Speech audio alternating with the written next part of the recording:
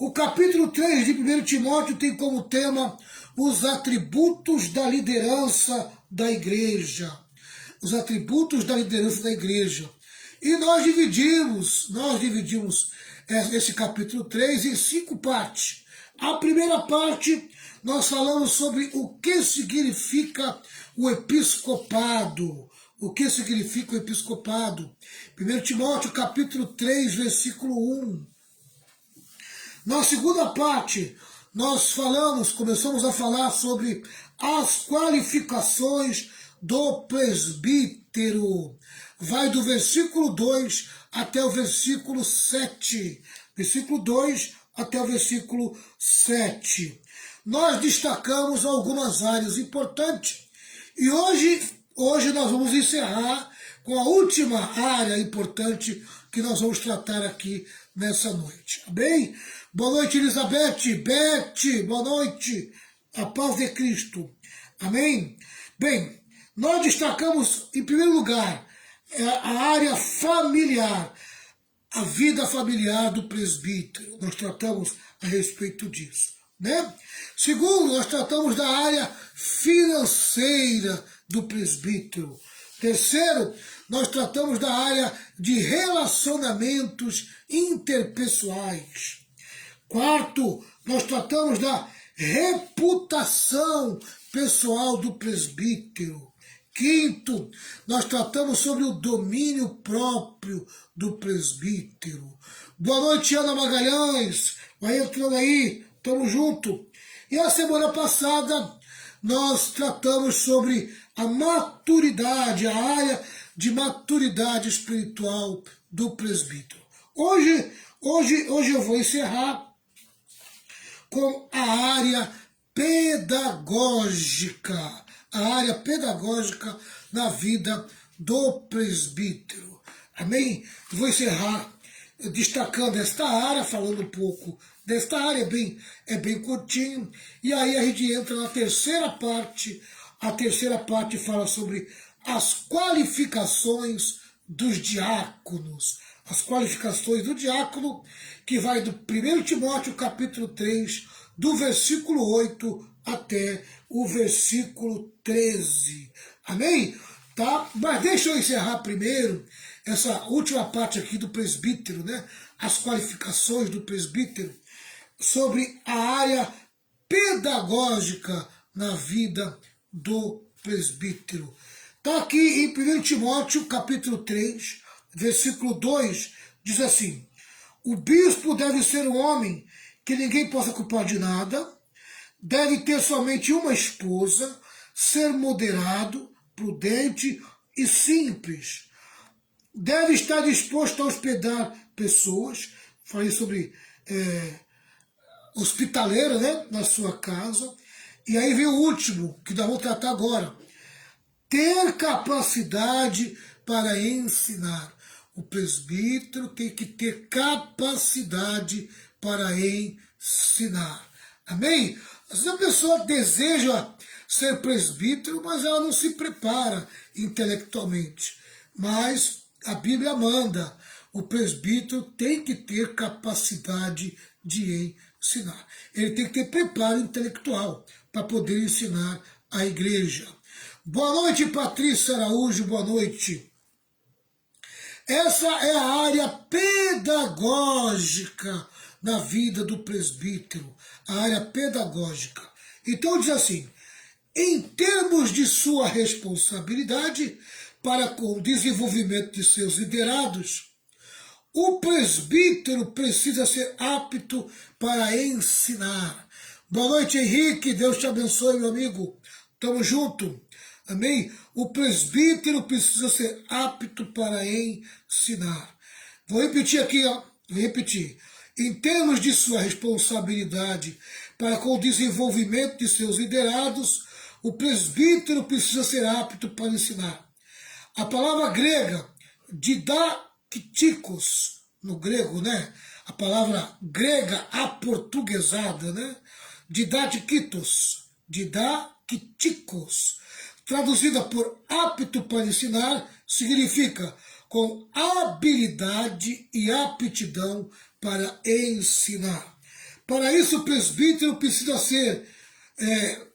precisa ter compromisso com a palavra e afadigar-se na palavra e no ensino.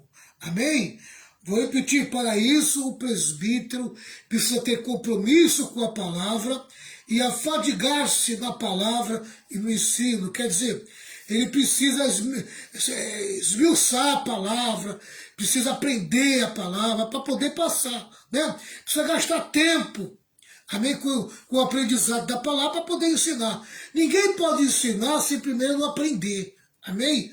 Então o presbítero, ele precisa ser alguém ensinável, alguém disposto e pronto sempre a aprender para poder ensinar. Tá? Daqui a pouco eu compartilho com vocês 2 versículos. O mestre ensina o significado da verdade cristã. É um estudioso que se esmera tanto no estudo como no ensino. Quem é que vai ensinar se não aprender? Se não estudar, não tem como ensinar. Amém? Tá? E ensina tanto pela palavra como pelo exemplo. Ensina tanto com palavras como por obras. Amém? Então o presbítero, ele não pode ser só teoria, ele tem que ser prático, né? Ele tem o conhecimento e expressa isso no seu comportamento, no seu dia a dia. Amém? Tá? Então ele precisa ser alguém que ensine pelo exemplo. Ele está ensinando, mas ele também é exemplo daquilo que ele está ensinando. Tá certo? Bem, pessoal, nós vamos dar uma olhada aqui em 1 Timóteo 5,17. 1 Timóteo 5,17, que diz assim: os presbíteros que fazem um bom trabalho na igreja merecem pagamento em dobro, especialmente os que se esforçam na pregação do evangelho e no ensino cristão. Amém? Eu vou até grifar aqui porque eu acho isso aqui muito importante. Amém? Tá? Olha aqui, ó. Aquele que acha que um pastor, um líder na igreja, ele não pode se assalariar, aqui Paulo ensina. Olha o que Paulo ensina aqui, ó. Os presbíteros que fazem um bom trabalho na igreja merecem pagamento em dobro, especialmente os que se esforçam na pregação do evangelho e no ensino cristão. Amém? Então é obrigação do presbítero pregar e ensinar a palavra de Deus. E para ele pregar e ensinar, ele precisa ser apto, amém? E para ser apto, ele precisa estudar, amém? Como recompensa, ele pode ser assalariado, ele pode ter o seu ganha-pão, amém? Tá certo? Tá? Aqui em 1 Timóteo 5,17, é isso que Paulo expressa. Em Atos dos Apóstolos, capítulo 20, Atos, capítulo 20, do versículo 20 ao 27, do versículo 20 ao 27, diz assim, Atos dos Apóstolos 20, do 20 ao 27. É grande, né? Mas vamos lá. Vocês também sabem que fiz tudo para ajudar vocês, anunciando o Evangelho e ensinando publicamente e nas casas. O próprio apóstolo Paulo tinha um ministério de ensino. Eu disse com firmeza aos judeus e aos não-judeus que eles deviam se arrepender dos seus pecados, voltar para Deus e crer no nosso Senhor Jesus. Aqui ele está falando que ele ensinava o caminho da salvação. Agora eu vou para Jerusalém, obedecendo ao Espírito Santo, sem saber o que vai me acontecer lá. Sei somente que em todas as cidades o Espírito Santo tem me ensinado, tem me avisado, né? O Espírito Santo tem me avisado que prisões e sofrimentos estão me esperando. Ele recebia essa revelação do que iria acontecer na vida e no ministério dele, na medida que ele avançasse com o Evangelho, né? Mas eu não dou valor à minha própria vida. O importante é que eu complete a minha missão e termine o trabalho que o Senhor Jesus me deu para fazer. E a missão é esta: anunciar a boa notícia da graça de Deus. Quer dizer, anunciar o Evangelho de Jesus Cristo. Amém? Eu tenho estado entre vocês, anunciando o reino de Deus. E agora sei que vocês não vão me ver mais. Por isso, com toda certeza, eu afirmo hoje que se algum de vocês se perder, eu não sou responsável, pois não deixei de lhes anunciar todo o plano de Deus. Eu não deixei de anunciar todo o plano de Deus. Amém? Aleluia. Eu me apego muito a isso que Paulo fala, da responsabilidade de pregar, amém, o plano de Deus. Glória a Jesus por isso. Ele fala da sua responsabilidade de pregar o plano de Deus. Eu me apego muito a essa palavra, porque é um peso, é uma responsabilidade. Amém? O presbítero, o pastor, ele tem um compromisso com o ensino da palavra de Deus. Por isso que ele precisa de tempo e dedicação à palavra, ao ensino. Precisa ter bons livros, né? Precisa estar alinhado com a palavra realmente, para que ele possa ensinar. É muito importante o pastor ter esse compromisso, né? Compromisso de anunciar o plano de Deus. Eu procuro por todos os meios ensinar a igreja, ensinar as pessoas.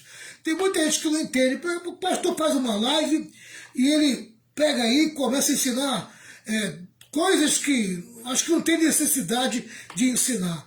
Tem sim, pessoal. Você tem o direito de conhecer a palavra de Deus. Amém? Para que está aí? 1 Timóteo capítulo 3 está aí para quê? Para enfeitar? Amém? A tua Bíblia? Não. Está aí para você aprender. E é minha obrigação ensinar você. Amém? Às vezes o ensino não é um ensino gostoso, não é um ensino bacana de se ouvir, né? Não vai mexer com o teu emocional, mas vai te trazer sabedoria, vai te trazer discernimento, vai trazer por você conhecimento, e o conhecimento te liberta. Amém? Tá? Então eu faço questão de entrar em ensinos que vocês não estão acostumados dentro da igreja. Porque na igreja, geralmente, eu não vou generalizar, amém? As mensagens são muito rasas. Por quê? Por causa do tempo, amém? Às vezes se canta muito e tem pouco espaço para a palavra. E aí o pastor precisa estar limitado com o tempo. Então ele vai lá e dá uma palavra, ele dá uma palavra no raso, ele não aprofunda na palavra. Amém? Por isso que eu gosto de me aprofundar. Eu levo tempo, estou no capítulo 3 aqui, eu acho que já estou na 4ª live no capítulo 3. Mas por quê? Porque eu gosto de me aprofundar, eu gosto de ir nos detalhes do que está aprendendo ali. Se você pegar, se você for no YouTube, você vai ver os estudos que eu faço aqui, que coloquei lá como escola de discípulo. Amém? O capítulo 3 eu acho que já está na parte 5 ou 6. Se você for lá, você vai ver que eu estou ensinando tudo que está escrito no capítulo 3. Amém? Tá? O que é um presbítero? A vida do presbítero. Amém? Como deve ser a vida dele. E o presbítero não é diferente do pastor. O pastor, ele precisa ter comportamento de presbítero e de diácono. É o que Paulo vai ensinar aqui. Percebe? Tá? Então, o pastor, ele precisa andar dentro da regra, aleluia, estipulado pela palavra de Deus. Porque às vezes ele se acha acima da média, ele se acha acima do membro, amém? Então ele acredita que muitas das vezes o que é para o membro não é para ele. Antes de pastor ser pastor, ele é ovelha, amém? E ele precisa sentar para aprender como ovelha, amém? Senão não dá para ser pastor. É impossível ser pastor sem primeiro ser ovelha, amém? Tá? E assim cada ovelha. Todo mundo precisa sentar para aprender, precisa ter paciência, precisa gastar tempo com o aprendizado. Então nós vemos aqui que o apóstolo Paulo, ele declara que o presbítero precisa ser apto para ensinar. Então tem que ter dedicação ao ensino. Amém? Não pode entregar para o povo, sabe, palha. Tem que entregar a farinha. O povo precisa comer a farinha, não a palha. Amém? O povo precisa de alimento constante, com substância, né? Com substância, não palha. Amém? Palha não precisa. Outra coisa, há verdadeiros ensinos que são verdadeiros concretos na construção da vida espiritual de uma pessoa. Amém? Tá? Essa que é a verdade. Então tá aí. Nós encerramos aqui essa segunda parte que tratamos a respeito da vida do presbítero, né? As qualificações do presbítero. Agora nós vamos entrar na terceira parte. A terceira parte vai falar sobre as qualificações dos diáconos. Tem algumas que é igual a do presbítero, amém? Tá? Com pouca diferença. Mas nós vamos entrar, vamos ver aqui o que o apóstolo Paulo fala sobre as qualificações dos diáconos. Amém? Uma pessoa que está a caminho da liderança da igreja. Né? O diácono é um ministério, o ministério do diaconato. E a gente precisa aprender. Existe o diácono que vai trabalhar com a área administrativa e social da igreja. Mas existe também o diácono que vai trabalhar com a área da palavra. Amém? Vai também trabalhar com a área da palavra. Vamos lá. 1 Timóteo capítulo 3, do versículo 8 até o versículo 13. Amém? Do 8 até o 13. Eu vou ler, tá? Eu vou ler para não ficar lendo toda hora. Do mesmo modo, os diáconos devem ser homens de palavra e sérios. Homens de palavra e sérios. Não devem beber muito vinho, nem ser gananciosos. Eles devem se apegar à verdade revelada da fé e ter sempre a consciência limpa. Primeiro, devem ser provados e depois, se forem aprovados, que sirvam à igreja. A esposa do diácono também deve ser respeitável e não deve ser faladeira. Ela precisa ser moderada e fiel em tudo. O diácono deve ter somente uma esposa e ser capaz de governar bem os seus filhos e toda a sua família. Pois os diáconos que fazem um bom trabalho conquistam o respeito dos irmãos na fé e são capazes de falar com coragem sobre a sua fé em Cristo Jesus. Aqui está a respeito, amém, das qualificações dos diáconos. Vamos esmiuçar, né? Vamos esmiuçar a qualificação dos diáconos. Deixa eu olhar aqui o comentário. A gente vai lendo um comentário que eu trouxe para vocês e nós vamos aqui comentar em cima desse comentário. Depois de elencar as virtudes que devem ornar a vida do presbítero, Paulo passa a falar sobre os atributos dos diáconos. Muitas das qualificações dos diáconos são as mesmas do presbítero.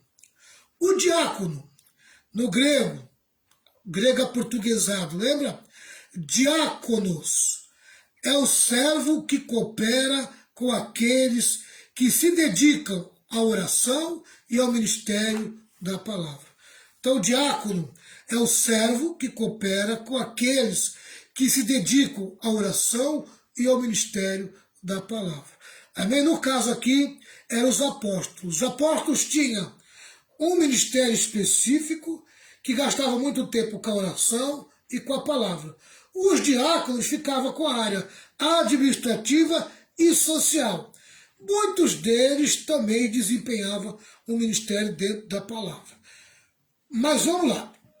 Os primeiros diáconos foram nomeados assistentes dos apóstolos.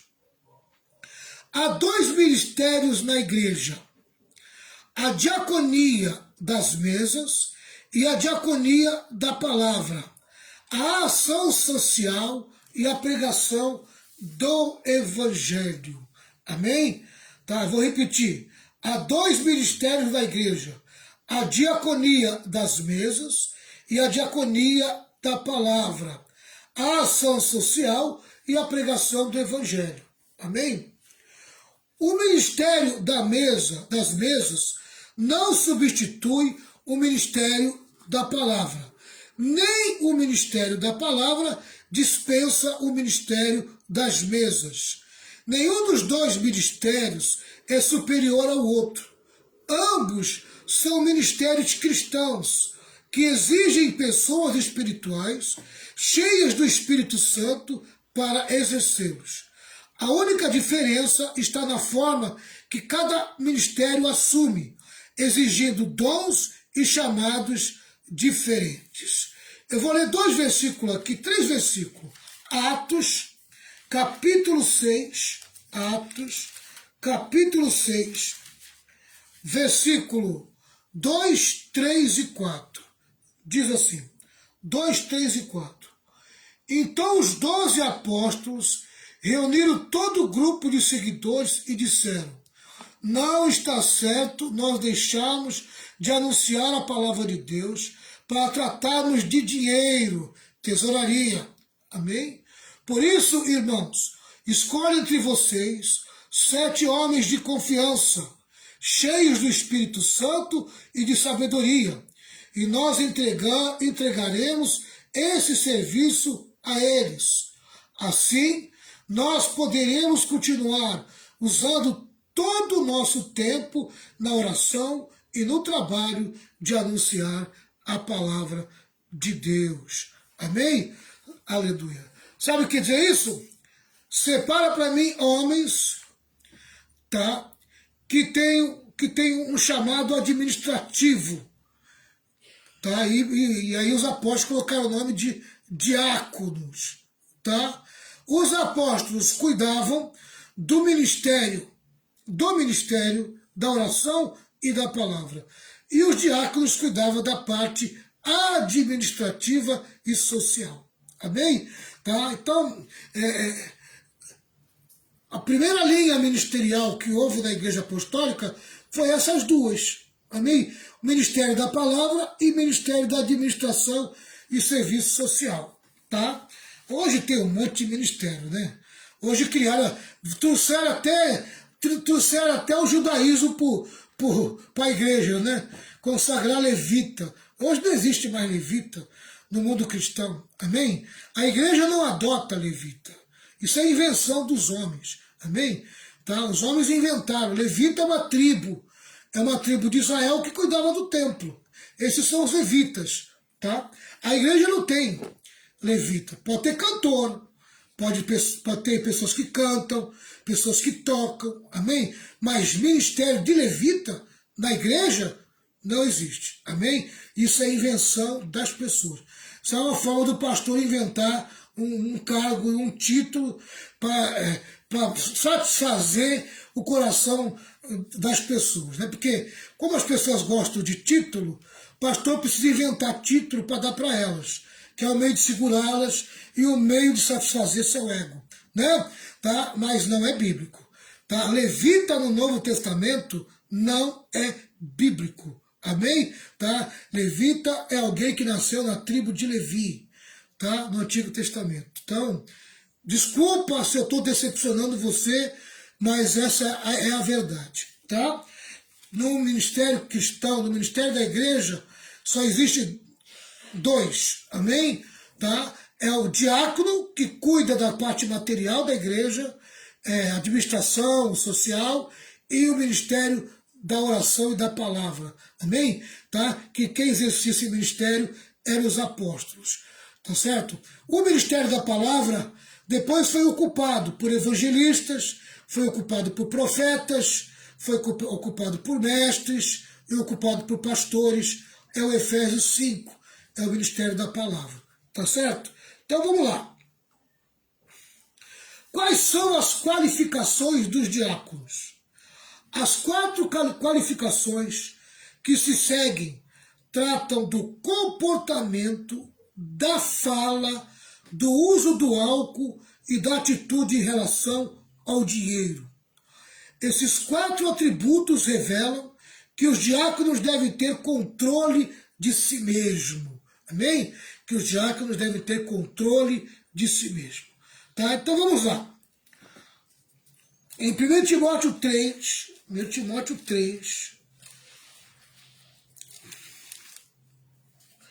versículo 8, diz assim: do mesmo modo, os diáconos devem ser homens de palavra e sérios. Resumindo, devem ser homens de respeito, que tenham respeito. Amém? Os diáconos precisam ser dignos de respeito, ter caráter impoluto, vida irrepreensível e conduta ilibada. Amém? Tá? Eles devem ser pessoas de palavra e sérios. De palavra e sérios. Né? Não pode ficar passando cheque sem fundo por aí. Não pode se comprometer e depois cair fora.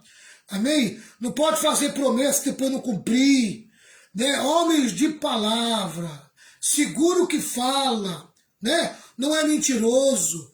Não é hipócrita. Não engana. Amém? Tá? Não trata com brincadeira aquilo que é sério. Amém? O que é sério. Leva as coisas de Deus a sério. Tem responsabilidade, principalmente naquilo que fala, naquilo que promete, naquilo que diz. Amém? Tá? Então, esse é o diácono. Tá certo? Tem uma vida, tem caráter impoluto, vida irrepreensível e conduta ilibada. Amém? Não tem o que dizer dele. Né? É uma pessoa que tem palavra e é sério. Amém? Não fica brincando com aquilo que é sério. Amém? Trata o sagrado como sagrado. Glória a Deus por isso. Homens de uma só palavra. Amém? Homens de uma só palavra. Diz aqui, né? Os diáconos precisam ser verdadeiros, íntegros em suas palavras e consistentes em sua vida. Não são boateiros, dados a mexericos. Amém? É feio, né? É feio um líder da igreja ser fofoqueiro, mexeriqueiro, gostar de conversa, né? Oh, meu Deus! É íntegro em sua palavra, consistente em sua vida, amém? Não são boateiros, contador de boatos, né? Não são dados a mexericos. Oh, meu Deus! Para um homem normal ser mexeriqueiro já é feio. Imagina um líder da igreja, né? É horrível. Não dizem uma coisa aqui e outra acolá. Segura o que fala, amém? Segura o que fala. Não são maledicentes, nem jogam uma pessoa contra outra. Vou repetir. Não são maledicentes, nem jogam uma pessoa contra a outra. Suas palavras têm peso. Suas palavras têm peso. Amém? Eles são absolutamente confiáveis no que dizem. Eles são absolutamente confiáveis no que dizem. Amém? Aleluia. Mais uma aqui, ó. Não inclinados a muito vinho. Os diáconos devem ser cheios do Espírito e não cheios de vinho. Amém? Quem é governado pelo álcool não pode administrar a casa de Deus. Amém? Tudo me é lícito, mas nem tudo me convém. Né? Não tudo me convém. As pessoas dizem, eu posso beber? Pode. Poder você pode. Mas te convém? Amém? Como é que você vai ser visto como um crente bebendo? Bebendo uma bebida alcoólica. Como é que você vai ser visto? Como as pessoas vão enxergar você? Amém? São perguntas que você tem que fazer. Antes de você fazer qualquer coisa, amém? Primeiro pergunte para Jesus. Jesus, o que tu acha disso? Amém? Aí Jesus vai te responder dentro da palavra. Segundo, você pergunta para você mesmo.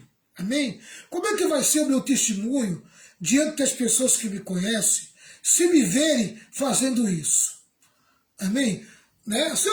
Amado, veja bem, olha, é tão fácil saber disso, sabe? Olha, se você tem vergonha daquilo que vai fazer, então não faça. Está na cara que está errado. Amém? Está na cara que isso não é bom para você. Se você tem vergonha de fazer aquilo na frente dos outros, não faça. Amém? Se é algo que te faz mal, mexe com a tua consciência, não faça. Né? Tá? Então tem muita gente que quer justificar a bebida alcoólica, né, pela modernidade. Olha, nós estamos em tempos novos, lógico que estamos. Nós temos que saber qual é o nosso limite. Só isso. Qual é o nosso limite? Né? O vinho é bom para o estômago. Mas você vai tomar vinho para o estômago mesmo? Ou depois do copinho do estômago vem o copinho do prazer? Ai, que delícia, ai, que gostoso. E aí não para mais. E aí você vai se embriagar. Né? E hoje em dia não precisa ser o vinho não precisa ser alcoólico. Você pode tomar um suco de uva natural, que é a mesma coisa, não tem álcool, e faz o mesmo efeito, porque o efeito está no suco de uva. Amém? Então, é muita justificativa errônea. Tá? Outra coisa, tem gente usando a palavra graça, tá? Como se essa palavra fosse Deus te dando o direito de fazer coisa errada. Amém? A graça não é autorização para você pecar. A graça não é uma palavra de Deus autorizando você a fazer coisa errada. Cuidado ao usar a palavra graça. Amém? Tá? Pelo contrário, a graça ela te dá a capacidade de vencer o pecado. A graça é Deus fazendo por você algo que você não merecia. E o que é que você não merecia? Vencer o pecado. Você não merecia. Amém? Mas Deus te deu graça. Para quê? Para você vencer o pecado. Então, você não merecia essa graça para vencer o pecado. Mas Deus deu para você essa graça. O poder capacitador. Percebe? Tá? Então a pessoa vai lá e pega a graça. Mas a Bíblia fala que onde abundou o pecado, superabundou a graça. Meu irmão, aleluia. Esse versículo tem nada a ver com Deus liberando o pecado. Ali, esse versículo diz o seguinte, amém? É que o plano de Deus para salvar o homem, amém? Ele é capaz de salvar o mais vil pecador, amém? Ainda que o homem cometa o pior dos pecados, o sangue de Jesus, o plano de Deus para a salvação, tem poder para salvar essa pessoa. Por causa do quê? Por causa da graça. Amém? Aquela pessoa, por aquilo que ele fez, ele não merecia ser salvo. Amém? Mas a graça alcança essa pessoa. Amém? Então, onde abundou o pecado, superabundou a graça. Quer dizer, a graça é muito maior do que o pecado. Amém? Aleluia. O poder de Deus é muito maior do que o pecado. Não há pecado que Deus não possa perdoar. Tá? Então vamos lá. Outro aqui. Não cobiçosos de sórdida ganância. Amém? Não cobiçosos de sórdida ganância. Isso tem que a ver com o dinheiro. Aqui, ó. Os diáconos lidam com as ofertas do povo de Deus e administram os recursos financeiros da igreja na assistência aos necessitados. Não podem ser como um Judas Iscariotes, que rouba a bolsa. Não podem cobiçar o que devem repartir. Amém? Não podem cobiçar o que devem repartir. Não podem desejar para si o que devem entregar para os outros. Amém? Tá? Então o diácono, se ele vai tirar uma oferta, se ele vai mexer com o dinheiro da igreja, ele tem que ter todo o cuidado e todo o temor. Amém? Para não colocar a mão naquilo que não lhe pertence. Tá? O nosso amigo teólogo Heidrichsen diz assim, ele observa oportunamente que a fala de Paulo aqui difere do que ele diz no versículo 3. O que Paulo diz no versículo 3? No versículo 3 ele diz assim, ó, não pode ser chegado ao vinho nem briguento, mas deve ser pacífico e calmo. Não deve amar o dinheiro. Amém? Tá? O homem que ama o dinheiro não é necessariamente um larápio. A ênfase no versículo 8 é de alguém que rouba, alguém que furta, que abraça uma boa causa movida pelo amor e a vantagem material. Amém? Olha, bem colocado, né? A pessoa que ama o dinheiro não significa que ela é ladrão. Amém? Tem aquele que ama o dinheiro e é ladrão, e é larápio.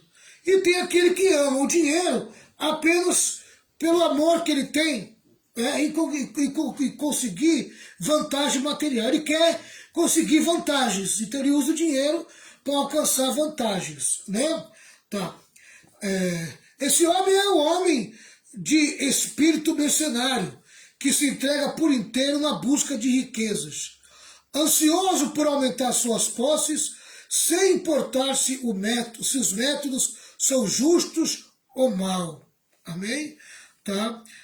Então esse é o ganancioso, né? Esse é o ganancioso. O ganancioso ele quer aumentar suas posses. Não interessa de que maneira, né? Não interessa de como deve ser isso. Vamos lá. Mais um aqui. Íntegros na teologia e na vida, conservando o mistério da fé com consciência limpa. É o versículo 9, né? Eles devem se apegar à verdade revelada da fé e ter sempre a consciência limpa. O termo mistério significa verdades outrora ocultas, mas agora reveladas por Deus. Os diáconos precisam compreender a doutrina cristã, crer na doutrina cristã e viver a doutrina cristã. Sua vida, sua família e seu ministério precisam ser pautados pela palavra de Deus. Vou repetir. Amém? Sua vida, sua família precisam, tá? E o seu ministério precisam ser pautados pela palavra de Deus. Tem que andar alinhado com a palavra de Deus. Amém? Outra coisa aqui. Outro. Provados e experimentados. Provados e experimentados.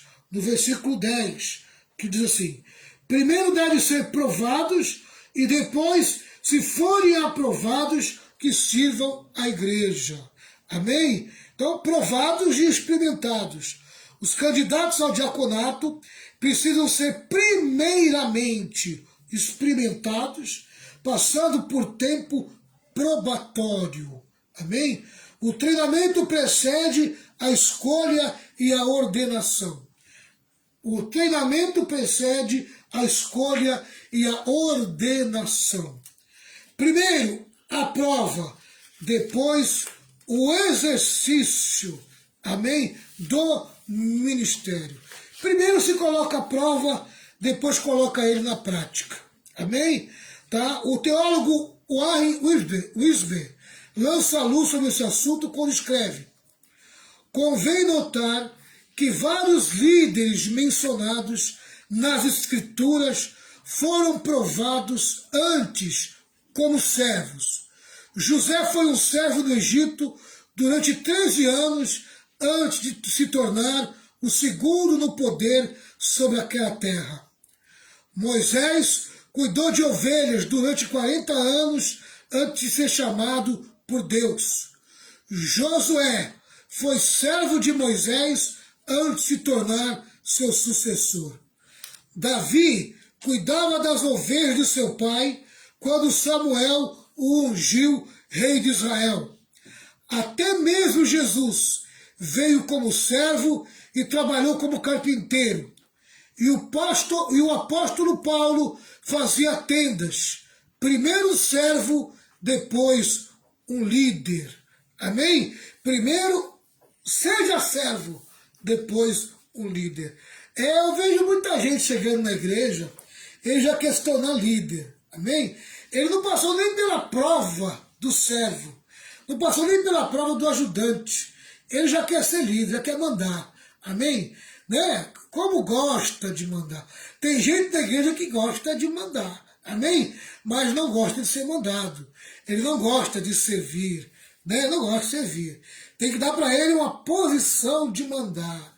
Olha, meu irmão, minha irmã, eu vou dizer uma coisa para você. Amém? Quem tem chamado para ser líder na igreja, primeiro precisa entrar pelo caminho do serviço. Seja lá qual for o serviço, primeiro ele é chamado para o serviço. Amém? Primeiro ele é chamado para o serviço. Primeiro serve, aleluia. Primeiro serve, né? Tem que primeiro servir, para depois ser colocado numa posição de liderança. Aleluia. Pessoal, diz também aqui a palavra, no versículo 11, 3:11. A esposa do diácono também deve ser respeitável, não deve ser faladeira, ela precisa ser moderada e fiel em tudo. Amém? Aleluia. Auxiliadas por colaboradoras fiéis, que são suas esposas, né? Da mesma sorte quanto as mulheres, é necessário que sejam elas respeitáveis, não maldizentes, temperantes e fiéis em tudo. Amém? Certa mulher disse que a expressão da mesma sorte quanto as mulheres demonstram, de todos os pontos de vista, que Paulo não pode, numa passagem que se ocupa com grupos especiais, está injetando uma referência às mulheres da congregação em gerais. Amém? Tá. Então tem três interpretações desse versículo 11. Três interpretações. Primeiro, Paulo se refere aqui a diaconisas. Segundo, Paulo se refere às esposas dos diáconos. Terceiro, Paulo se refere a colaboradoras dos diáconos, mas mulheres não ordenadas ao diaconato. Subscreve essa terceira posição. Nessa mesma linha de pensamento, Hendricks diz corretamente que a sessão a respeito dos diáconos se vê interrompida por uma passagem que apresenta as qualificações no caso das mulheres. A síntese mostra claramente que essas mulheres não são as esposas dos diáconos, nem todas as mulheres adultas da igreja. Então existe esse pensamento. Aqui na minha versão, né? Aqui na minha versão está muito claro, né? Diz aqui, a esposa do diácono. Então não é uma mulher qualquer, amém? Aqui fala da esposa do diácono. Aqui já é uma interpretação desse teólogo, né? Hendrickson. Ele acha que não é a esposa do diácono, deve ser as mulheres que trabalham na obra, tá? Bem, seja lá o que for, está falando de qualificação. Então, seja ela esposa ou não esposa de diácono, está falando de mulheres que ajudam na obra de Deus. Eu acho que isso que é o mais importante. A construção do texto mostra que são três grupos distintos. O bispo deve ser igualmente e os diáconos devem ser também. Semelhantemente, as mulheres devem ser. Um é o mesmo verbo que ordena os três: o bispo, os diáconos e as mulheres. Por isso, considere-se que essas mulheres prestam um serviço especial na igreja, como os presbíteros e os diáconos. Amém? Quer dizer, são mulheres que estão a serviço da igreja. Tá? Elas compõem um grupo em si, ou seja, não são as esposas dos diáconos, nem todas as mulheres que pertencem à igreja. Essas santas mulheres eram ajudantes dos diáconos na assistência aos pobres e necessitados. elas prestavam um serviço auxiliar. Amém? Tá? Então aqui tem um teólogo que está dizendo que são mulheres que não são esposas dos diáconos. Tá? Na minha versão bíblica, está dizendo que é esposa de diácono. Você veja como a gente precisa esmiuçar para poder interpretar. Amém? Né? Como você veja como tem pessoas que têm interpretações diferentes. Tá? Eu prefiro ficar na interpretação a respeito que são mulheres que estão a serviço da igreja. Sejam elas as esposas de diácono, ou seja apenas mulheres simples, ajudantes do diácono, a serviço juntamente com os diáconos. Tá? Então, seja uma ou outra, elas precisam ser desse jeito. Tá bom? Aqui diz mais um pouquinho do outro teólogo, Warren Wiersbe, quando diz que não é necessário ter um cargo para ter um ministério e exercer um dom. Essas mulheres auxiliares deviam ter as mesmas qualificações dos diáconos. E o apóstolo Paulo destaca quatro virtudes que devem ornar sua vida. Essas mulheres devem ser respeitáveis, não maldizentes, temperantes e fiéis em tudo. Amém? Então, para não ficar complicado, vamos resumir da seguinte maneira. Amém? Tá? São todas as mulheres chamadas para o serviço da igreja. Elas precisam ter essas qualificações. Amém? Se é esposa de diácono, se não é, não interessa. Amém? Se está a serviço da igreja, se está prestando serviço à igreja, precisa ter essa qualificação.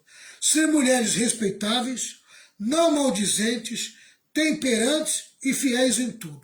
Amém? Ou seja, essas mulheres devem ser cuidadosas com respeito à conduta, à língua, ao temperamento e ao testemunho. Amém? Aleluia. Glória a Deus.